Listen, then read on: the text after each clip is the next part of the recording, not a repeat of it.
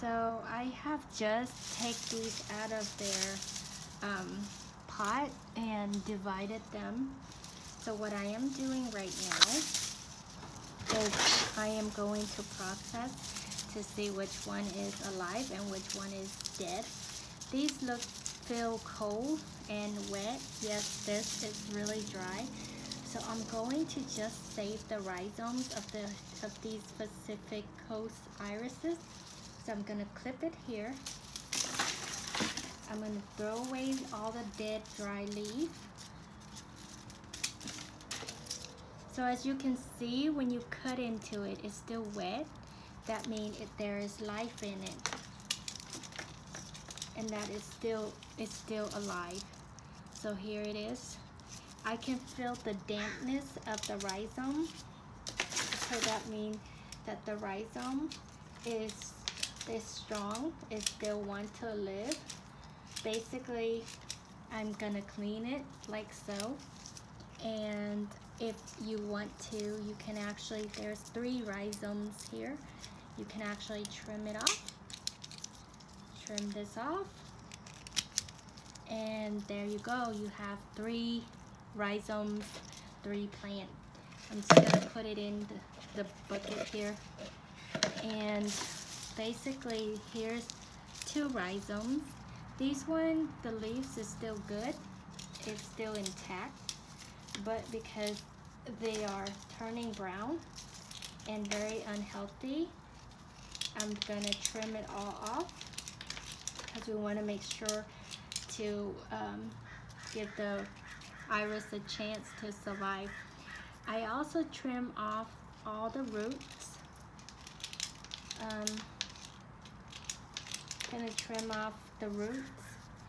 What I'm gonna do is I'm going to let these rhizomes dormant, meaning that I'm gonna let it sit in the pot without anything, just have them dormant for a while so that way it gives them time to recuperate. So here's one rhizome. The leaf was still green, and the rhizome feel cold or damp, which means that the rhizomes is still alive. So when you separate your iris, whether it's in the ground or from the pot like I had done, these were in the pot. So what you want to do is you want to make sure to fill the rhizome to make sure it's like dampness. If it's not damp, then that means that it's dry, and it's just going to be a waste of your time trying to save it. So I trim off all the leaf. I trim the top, and it's still damp. That means it still have life. And that one there is like 2 rhizomes in one thing. So a Pacific Coast iris, I never grown them before. So to be honest with you, I don't know how they behave. But from what I understand is they grow like weed and they multiply really fast. So, and they're very hardy. However, another thing with them is that they do not like direct sun.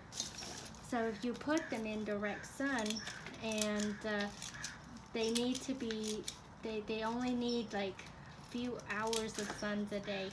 Unlike the tall bearded iris, they need more sunlight. So the Pacific Coast iris loves it when you grow them underneath a tree, some shaded area, and that will help them do very, very well. These, unfortunately, when I took them home, because they have so much earwigs and they have so much unknown bugs, I kind of let them out sitting in the front of the house.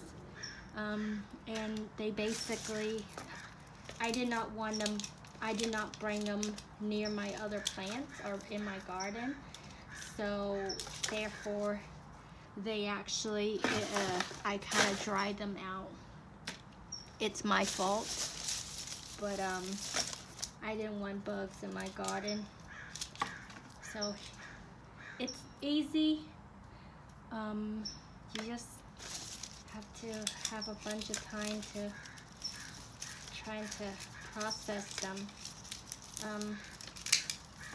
And like I mentioned, I haven't grown before, so I don't really specifically know how they behave and what they like. I just know that they don't require a lot of sun, a lot of direct sun, like the tall-bearded iris. And honestly, it would be easier to just keep to one specific or one type of iris, because then you don't get overwhelmed. You don't get overwhelmed by what needs what and how to care for them all. So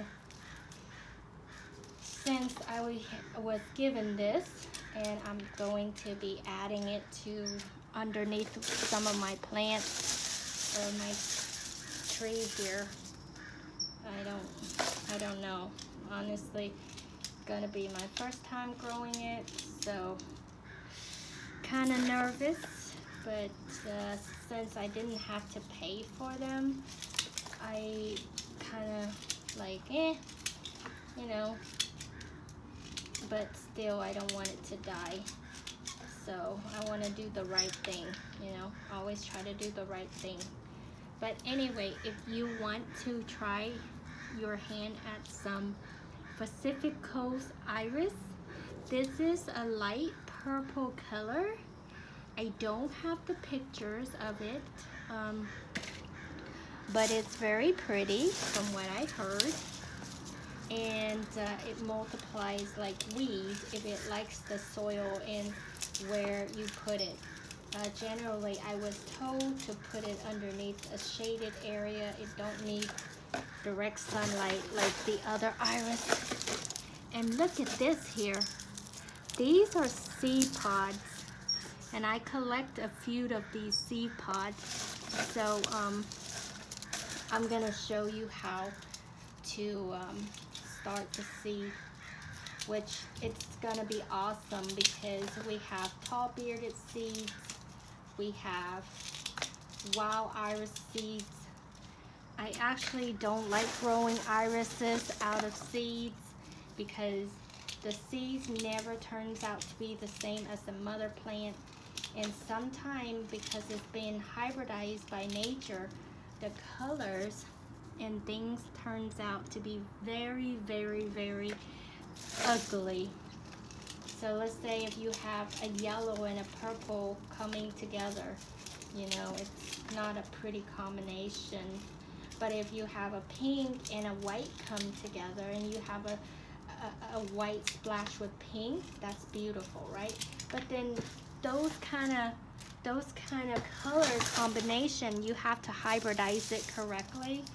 And being a hybridizer is a lot of hard work too, because one seed could produce hundreds of iris, and not every iris is keep. Not every iris is worth your time growing.